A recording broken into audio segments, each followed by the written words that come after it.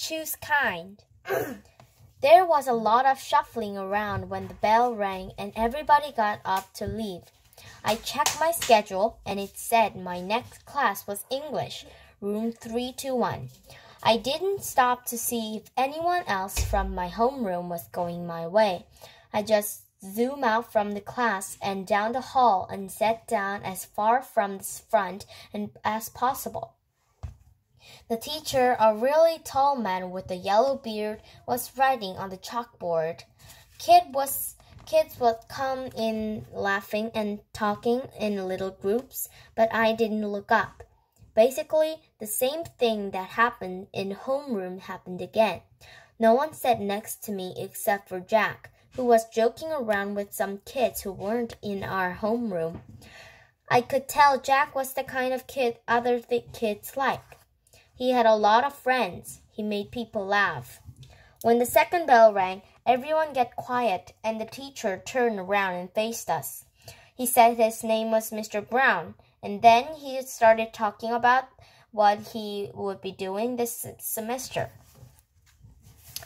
At a certain point, somewhere in between A Wrinkle in Time and Shen of the Sea, he noticed me but kept right on talking. I was mostly doodling in my notebook while he talked, but every once in a while I would sneak a look at other students. Charlotte was in this class, so were Julian and Henry. Miles wasn't. Mr. Brown had written on the chalkboard in big block letters, P-R-E-C-E-P-T. Okay. Everybody write this down at the very top of the very first page in your English notebook. As we did what he told us to do, he said, "Okay, so who can tell me what a precept is? Does anyone know?" No one raised their hands. Mr. Brown smiled, nodded, and turned around to write on the chalkboard again. Precepts. Ruled about really important things. Like a motto? Someone called out. Like a motto, said Mr. Brown, nodding as he continued writing on the board. Like a famous quote, like a line from the fortune cookie. Any saying or ground rule that can motivate you. Basically, a precept is anything that helps guide us when making decisions about really important things. He wrote all that on the chalkboard and then turned around and faced us. So, what are some really important things? He asked us. A few kids raised their hands, and as he pointed at them, they gave their answers, which he wrote on the chalkboard in really sloppy handwriting. Rules, schoolwork, homework. What else? He said as he wrote, not even turning around. Just call things out. He wrote everything everyone called out. Family, parents, pets. One girl called out, the environment. The environment. He wrote on the chalkboard and added, our world. Sharks, because they eat dead things in the ocean, said one of the boys, a kid named Raid, and Mr. Brown wrote down sharks. Bees, seatbelts, recycling, friends. Okay, said Mr. Brown, writing all these things down. He turned around when he finished writing to faces again, but no one's named the most important things of all. We all looked at him, out of ideas. God, said one kid, and I could tell that even though Mr. Brown wrote God down, that wasn't the answer he was looking for. Without saying anything else, he wrote down, who we are. Who we are, he said, underlining each word as he said it. Who we are. Us, right? What kind of people are we? What kind of person are you? Isn't that the most important things of all? Isn't that the kind of question we should be asking ourselves all the time? What kind of person am I? Did anyone happen to notice the plaque next to the door of this school? Anyone read what it says? Anyone? He looked around, but no one knew the answer. It says, know the self, he said, smiling and nodding. And learning who you are is what you are here to do. I thought we are here to learn English, Jack cracked, which made everyone laugh. Oh, yeah, and that too, Mr. Brown answered, which I thought was very cool of him. He turned around and wrote in the big, huge block letters that spread all the way across the chalkboard, Mr. Brown's September Precept. When given the choice between being right or being kind, choose kind. Okay, so everybody, he said, facing us again, I want you to start a brand new section in your notebooks and call it Mr. Brown's Precepts. He kept talking as we did what he was telling us to do. Put today's date at the top of the first page, and from now on, at the beginning in every month, I'm going to write a new Mr. Brown precept on the chalkboard, and you're going to write it down on your notebook. Then we're going to discuss that precept and what it means. And at the end of the month, you are going to write an essay about what it means to you. So by the end of the year, you'll all have your own list of precepts to take away with you. Over the summer, I asked all my students to come up with their very own personal precept, write it on a postcard and mail it to me from wherever you go on your summer vacation. People really do that? Said one girl whose name I didn't know. Oh, yeah, he answered. People really do that. I've had students send me new precepts years after they graduated from this school. Actually, it's pretty amazing. He paused and stroked his beard. But anyway, next summer seems like a long way off, I know, he joked, which made us laugh. So everybody relax a bit while I take the attendance, and then when we're finished with that, I'll start telling you about all the fun stuff we're going to be doing this year. In English. He pointed to Jack when he said this, which was also funny, so we all laughed at that. As he wrote down Mr. Brown's September precept, I suddenly realized that I was going to like school, no matter what. Lunch. Via had warned me about lunch in middle school, so I guess I should have known it would be hard. I just hadn't accepted it to be this hard. Basically, all the kids from the 5th grade classes poured into cafeteria at the same time, talking loudly and bumping into one another while they ran to different tables. One of the lunchroom teachers said something about the seat saving aloud, but I didn't know what she meant, and maybe no one else did either, because just about everybody was saving seats for their friends. I tried to sit down on one table, but the kid in the next chair said, "Oh, sorry, but somebody else is sitting here." So I moved it to an empty table and just waited for everyone to finish stampeding and the lunchroom teacher to tell us what to do next. As she started telling us the cafeteria rules, I looked around to see where Jack Will was sitting, but I didn't see him on my side of the room. Kids are still coming in as the teachers started calling the first few tables to get their trays and stand in line at the counter. Julian, Henry, and Miles are sitting at the table towards the back of the room. Mom packed me a cheese sandwich, Graham crackers, and a juice box, so I didn't need to stand in a line when my table was called. Instead, I just concentrated in opening my backpack, pulling out my lunch bag, and suddenly opening the aluminum foil, wrapping up my sandwich. I could tell I was being stared at without even looking up. I know that people were nudging each other, watching me out of the corners of their eyes. I thought I was used to those kinds of stares by now, but I guess I wasn't. There was one table of girls that I knew were whispering about me because they were talking behind their hands. Their eyes and whispers kept bouncing over to me. I hate the way I eat. I know how weird it looks. I had a surgery to fix my cleft palate when I was a baby, and then a second cleft surgery when I was 4, but I still have a hole in the roof of my mouth. And even though I had a jaw alignment surgery for a few years ago, I have to chew food in front of my mouth. I didn't even realize how this looked until I was at a birthday party once, and one of the kids told the mom of the birthday boy he didn't want to sit next to me because I was too messy with all the food crumbs shooting out of my mouth. I know the kid wasn't trying to be mean, but he got a big trouble later, and his mom called my mom that night to apologize.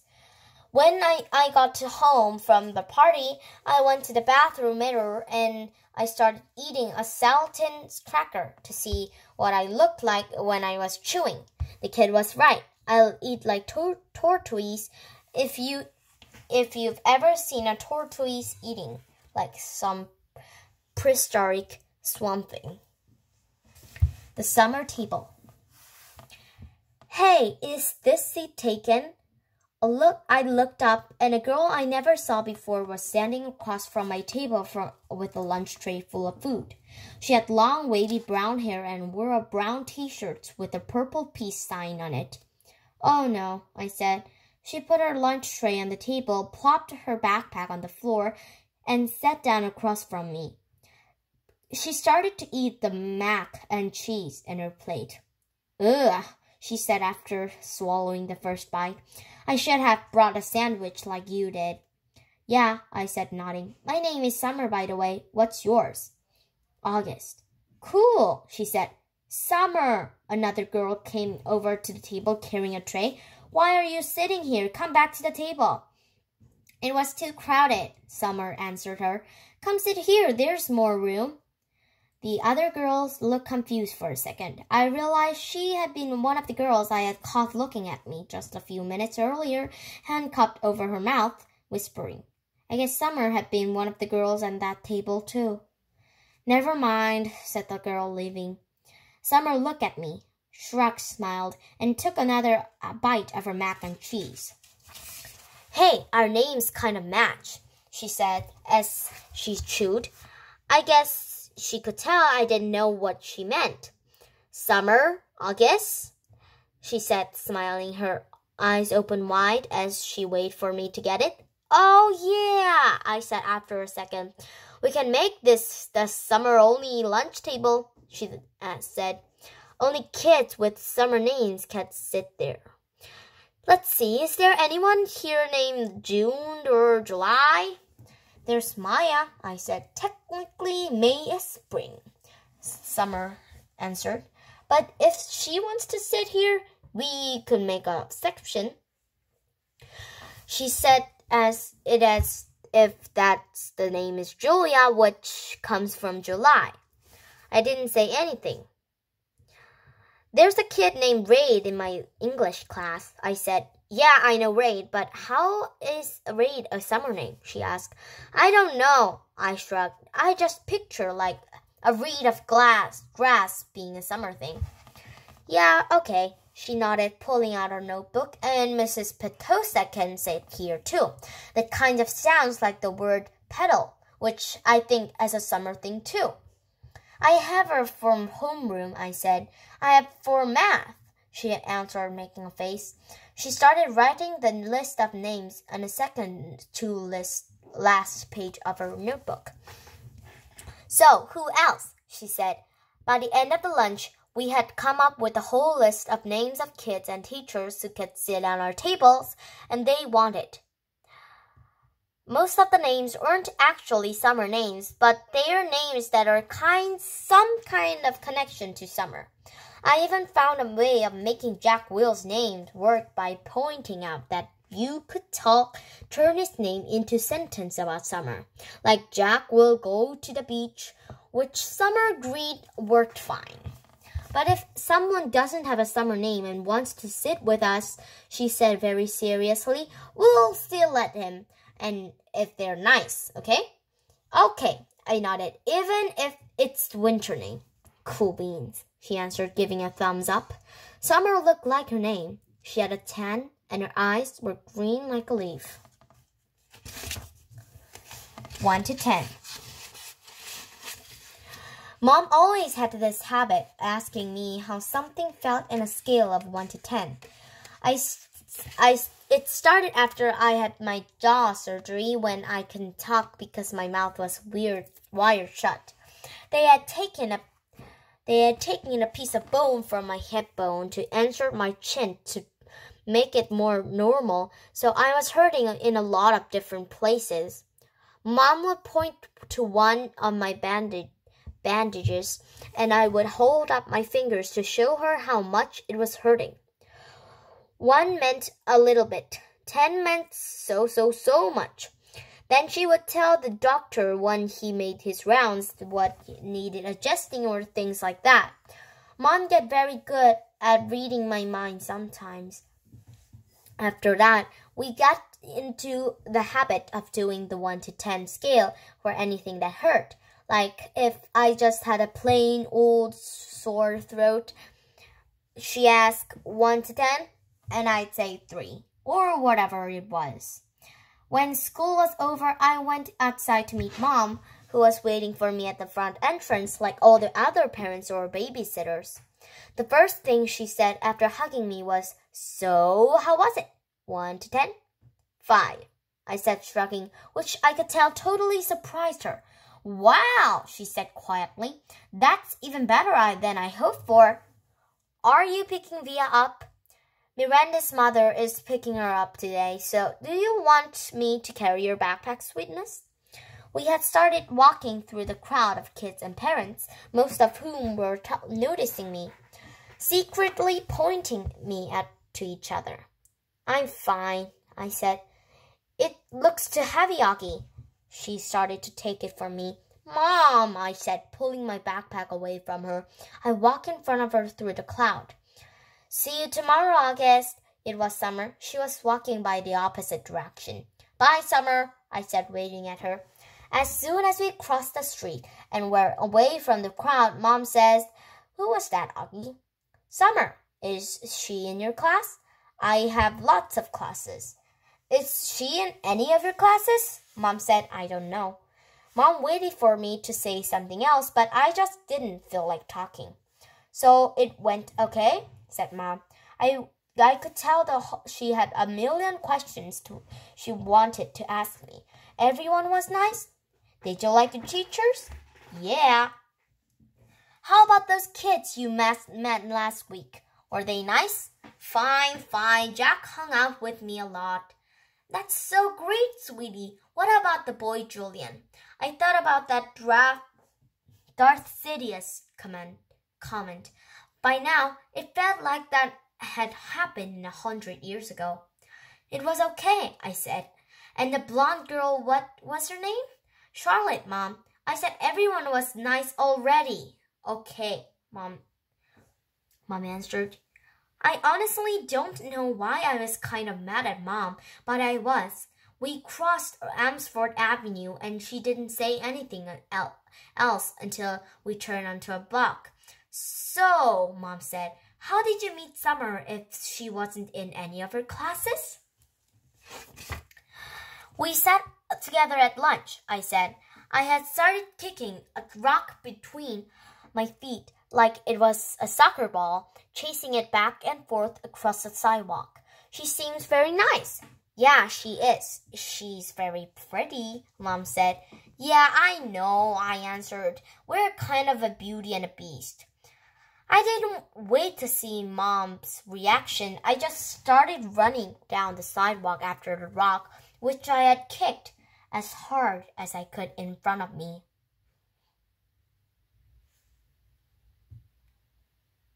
Padawan.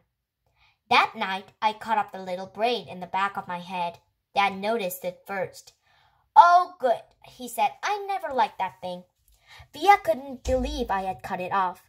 "That took you years to grow," she said, almost like she was angry. "Why did you cut it off?" "I don't know," I answered. "Did someone make fun of it?" "No. Did you tell Christopher you were cutting it off?" "We're not even friends anymore." That's not true, she said. I can't believe you would just cut it up like that. She added smartly, and then practically slammed my bedroom door shut as she left the room. I was snuggling with Daisy in my bed when Dad came to tuck me in later. He scooched Daisy over gently and lay down next to me in the blanket. So, Augie Doggie, he said, it was really an okay day? He got that from an old cartoon about Dachshund named Augie Doggie, by the way. He had bought it for me on eBay when I was about 4, and we watched it a lot for a while, especially in the hospital. He would call me an Augie Doggie, and I would call him dear old Dad, like a puppy called the Dachshund Dad in the show. Wait, yeah, it was totally okay, I said, nodding. You've been so quiet all night long. I guess I'm tired. It was a long day, huh?